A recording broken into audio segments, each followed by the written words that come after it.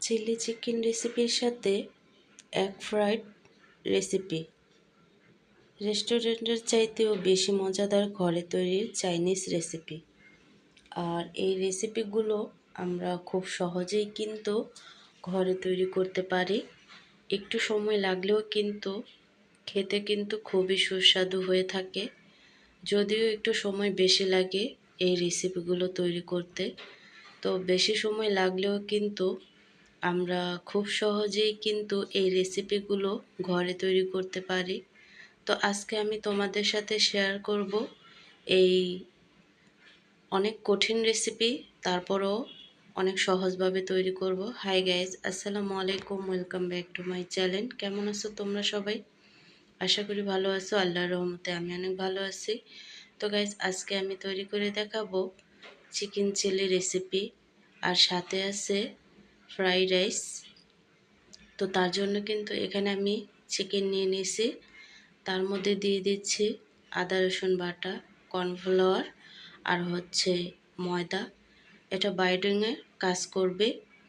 তো দিয়ে দিচ্ছি লাল মরিচের গুঁড়ো, আর আমি একটু ম্যারিনেট করে নেব এই চিকেনগুলোকে।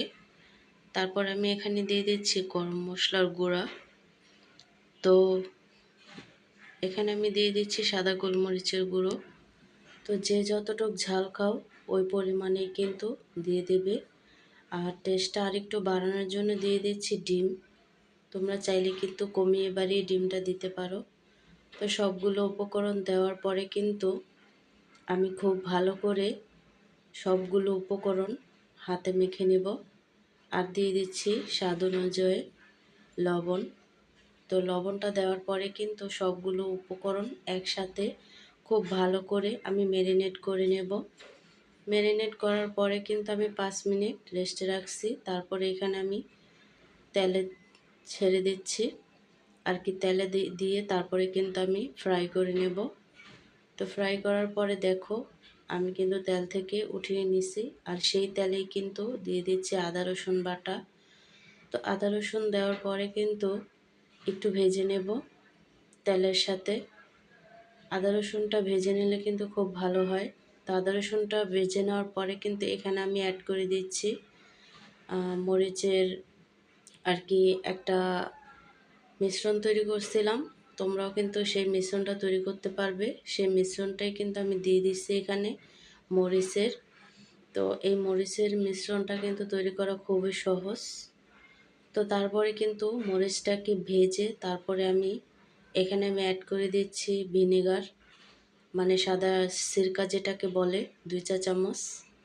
তো ভিনেগারটা দেওয়ার পরে কিন্তু এখানে আমি অ্যাড করে দেব পেঁয়াজ। পেঁয়াজটাকে দেওয়ার পরে কিন্তু একটু নেড়ে চেড়ে তারপরে এখানে আমি অ্যাড করে দিব ক্যাপসিকাম। তো ক্যাপসিকামটা দেওয়ার পরে কিন্তু আমি একে একে আর কি যেই সবজিগুলো আমি কেটে রাখছিলাম সেই সবজিগুলো দিয়ে দেব। আর কি বেশি সবজি না, টমেটোটা দিয়ে দেব, পাকা টমেটো। আর দিয়ে দেব হচ্ছে মরিচ ঝাল হওয়ার জন্য। তোমরা চাইলে কিন্তু পাকা টমেটোর বদলে লাল ক্যাপসিকামটাও ব্যবহার করতে পারো। তো আমি সেটা স্কিপ করে পাকা টমেটোটাই অ্যাড করছি। তো তারপরে কিন্তু নেড়ে চেড়ে এখানে আমি অ্যাড করে দেব টমেটোর সস। তোমরা চাইলে আরও অনেক রকমের টমেটোর সস, তারপরে আরও অনেক রকমের সস ব্যবহার করতে পারো। তো তারপরে দিয়ে দিচ্ছি স্বাদ মতো লবণ।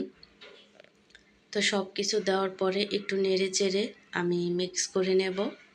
তো মিক্স করে নেওয়ার পরে তারপরে এখানে আমি দিয়ে দিচ্ছি সাদা গোলমরিচের গুঁড়ো। তোমরা যে যতটুক ঝাল খাবে অতটুকুই কিন্তু দিবে। তারপরে আমি এখানে অ্যাড করে দিচ্ছি ভেজে রাখা যে চিকেনগুলো আমি ভেজে রাখছিলাম, সেই চিকেনগুলোকে অ্যাড করে দিচ্ছি। দেওয়ার পরে কিন্তু খুব ভালো করে নেড়ে চেড়ে তারপরে আমি মিক্স করে নেব মশলার সাথে। তো দেখো এভাবে করে কিন্তু খুব ভালো করে চিকেনগুলোকে একেবারে মিক্স করে একটু কষিয়ে নেব। তো নেওয়ার পরে এখানে আমি অ্যাড করে দেব পানি। আর তোমরা যদি চাও যে একেবারে শুকনা শুকনা করতে, সেটাও পারো। আমি একটু জুসি জুসি করব, যেহেতু আমি রাইস দিয়ে এটা পরিবেশন করব, তার জন্য কিন্তু একটু জুসি জুসি রাখবো। আর এখানে আমি দিয়ে দিচ্ছি কর্নফ্লাওয়ার, যেটা নাকি আমি আগে থেকে গোলায় রাখছি, সেটা দিয়ে দিচ্ছি। তো দেওয়ার পরে, কর্নফ্লাওয়ারটা দেওয়ার পরে দেখো একটু ঘন হয়ে আসছে। তো ঘন হয়ে আসার পরে কিন্তু আমি একটু নেড়ে চেড়ে নেব। তো দেখো এভাবে করে কিন্তু তারপরে কিন্তু আমি পেঁয়াজের কলি বলে যেটাকে, সেটা আর ধনিয়া পাতা অ্যাড করে দিচ্ছি। তো দেখো পেঁয়াজের কলি দেওয়ার পরে কিন্তু আমার রান্নাটা প্রায় শেষ। তো এভাবে করে কিন্তু অনেক সহজভাবে আমরা চিকেন চিলিটা তৈরি করতে পারি। তো এখন আমি তৈরি করব রাইসটা। তার জন্য এখানে আমি সবজি নিয়ে নিয়েছি, ফুলকপি, গাজর, পেঁয়াজের কলি, ক্যাপসিকাম। তোমরা চাইলে কিন্তু পাতাকপিও নিতে পারো। তো তারপরে কিন্তু এখানে তেলটা দিয়ে তারপরে আমি আদা রসুনটাকে ভেজে নিছি। তো ভেজে নেওয়ার পরে একে একে সবগুলো সবজি আমি অ্যাড করে দেব। তো দেখো কাঁচামরিচ, ক্যাপসিকাম, পেঁয়াজের কলি, গাজর, তো সবগুলো সবজি আমি অ্যাড করে দিছি। দেওয়ার পরে কিন্তু আমি এই সবজিটাকে একটু তেলে ভেজে নেব। আর তেলের সাথে কিন্তু ভাজা ভাজা করে নিলেই হবে সবজিটাকে। তো তেলের সাথে ভাজা ভাজা করার পরে কিন্তু এখানে দিতে হবে লবণ।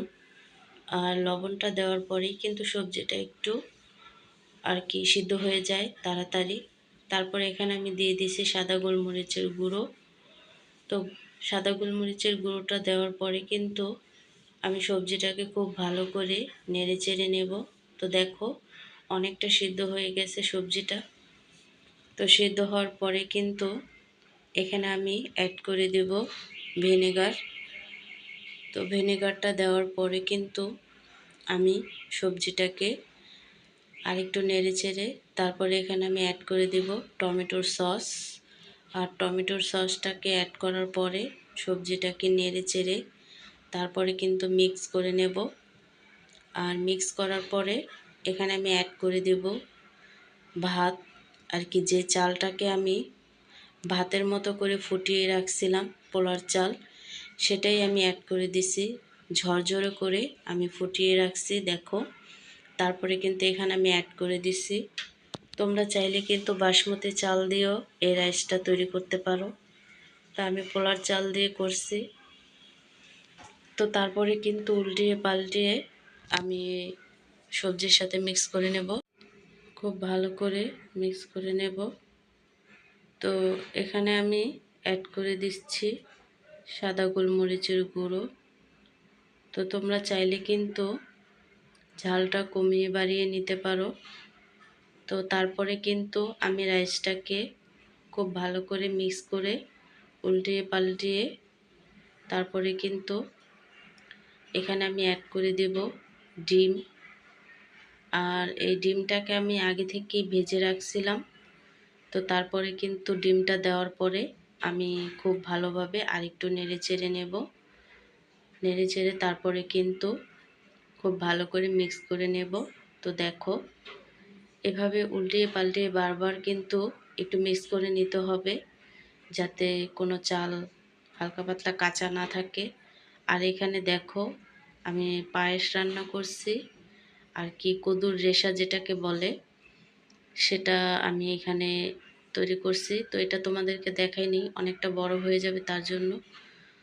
তো আমাদের রাত্রের খাবার রেডি, দেখতেই পাচ্ছ আমি পরিবেশন করে নিছি।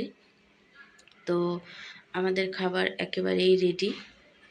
তো পরিবেশন করে নিছি আমি, দেখতেই পাচ্ছ কতটা সহজভাবে, রেস্টুরেন্টের চাইতেও কিন্তু ঘরে অনেক সহজভাবে আমরা এই মজাদার খাবারগুলো তৈরি করে নিতে পারি। একটু সময় লাগলেও কিন্তু অনেকটা টেস্টি হয় খেতে ঘরের খাবারটা। তো এভাবে করেই কিন্তু আমরা যে কোনো সময় কিন্তু এই কঠিন খাবারগুলোকে অনেক সহজভাবে ঘরে তৈরি করতে পারি। তো আজকের রেসিপিটি কেমন লাগছে অবশ্যই কিন্তু কমেন্টে জানাবে। তো দেখো এখানে আমি চিকেন চিলিটা রান্না করছি, সেটা অনেকটা লোভনীয় একটা কালার চলে আসছে, তো দেখতেই পাচ্ছ। আর এখানে আমি পায়েসটা রান্না করছি, তো পায়েসটাও কিন্তু অনেকটা আর কি বিয়েবাড়ির টাইপের রান্না করছি। আর এখানে আমি রাইসটা রান্না করছি। তো সব মিলিয়ে কিন্তু আমার রাত্রের ডিনার রেডি। তো আজকের রেসিপিটি কেমন লাগছে অবশ্যই কমেন্টে জানাবে। তো অন্য কোনো রেসিপি নিয়ে তোমাদের মাঝে আবার হাজির হয়ে যাব। আজকে এই পর্যন্তই। আল্লাহ হাফেজ।